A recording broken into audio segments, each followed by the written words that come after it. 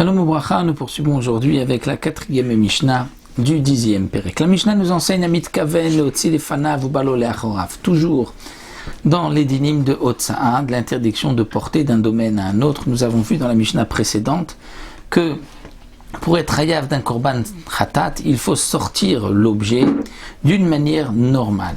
Mais si ça a été fait kele acharia, donc avec un chinouille, c'est-à-dire d'une manière non habituelle, il n'est pas chayav d'apporter un korban khatat. La Mishnah poursuit, nous dit mitkaven leotzi lefanav, quelqu'un qui pensait sortir un objet mais devant lui, c'est-à-dire il a mis quelque chose devant lui avec une lanière par exemple, ou balolé achorav, mais en fin de compte, en sortant, ça a bougé et il s'avère qu'il sort cet objet, cette sacoche, mais l'achorav sur son dos. Eh bien, pas tour.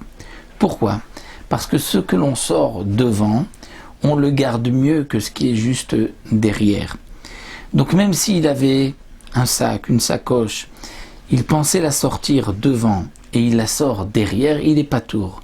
Pourquoi ? Parce que ce n'est pas la même shmira, la même garde. Mais inversement, il pensait sortir une sacoche sur le dos et qu'en fin de compte il la sort devant lui, il est chayav parce qu'il a fait mieux, fait de la sortir devant, il garde mieux l'objet qu'il va sortir et donc il est chayav d'apporter un korban khatat. La Mishnah précise, il nous dit be'emet amru, en vérité on a dit Aisha chogeret bassinar, c'est-à-dire une femme qui a l'habitude de porter ce qu'on appelle un sinar. Un sinar est une sorte de caleçon qui était porté à l'époque par Tzniout, et la Mishnah nous dit donc une femme qui est habillée par un caleçon, un sinar, ben milefanea ben milacharea chayevet, peu importe comment elle l'a porté, que ce soit devant ou derrière, elle est chayevet. Pourquoi ? Chez ken raout liot choseret, parce que c'est normal que ça va tourner, le sinar va, c'est-à-dire elle suspendu quelque chose au sinar, elle l'a suspendu devant et ensuite c'est passé derrière, eh bien elle est chayevet parce que d'une manière naturelle, lorsqu'elle marche, lorsqu'elle avance, parfois ça tourne, cet habit tourne, et donc ce qu'elle met devant se retrouve parfois derrière, et derrière inverse devant. Donc on ne peut pas dire qu'elle pensait le faire sortir devant et c'est sorti derrière, étant donné qu'elle sait que de toute manière cet habit a l'habitude un peu de tourner, et puisqu'il tourne, donc même en mettant devant, elle sait que ça peut passer derrière.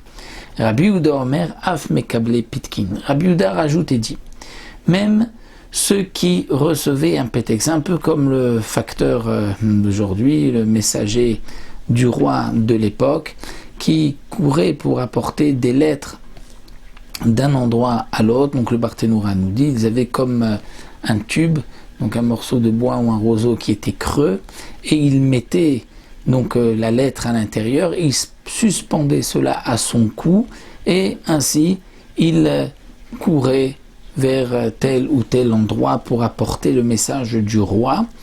Eh bien, étant donné que suspendu à son cou, parfois ça passait derrière, devant, derrière, donc il sait que de toutes les manières, ça va peut-être même aller derrière, il va le porter sur le dos en courant, donc il est chayav, même si au départ il l'a mis devant lui et que c'est passé derrière. Donc ça c'est ce que le Tana de la Mishnah veut nous laisser sous-entendre dans cette halakha de Rabbi Yehuda, mais nous précise Barthénoura, la halakha n'est pas comme Rabbi Yehuda, et pour Tanakama, on ne fait pas donc cette distinction pour celui qui est le messager du roi. Pour Tanakama, non.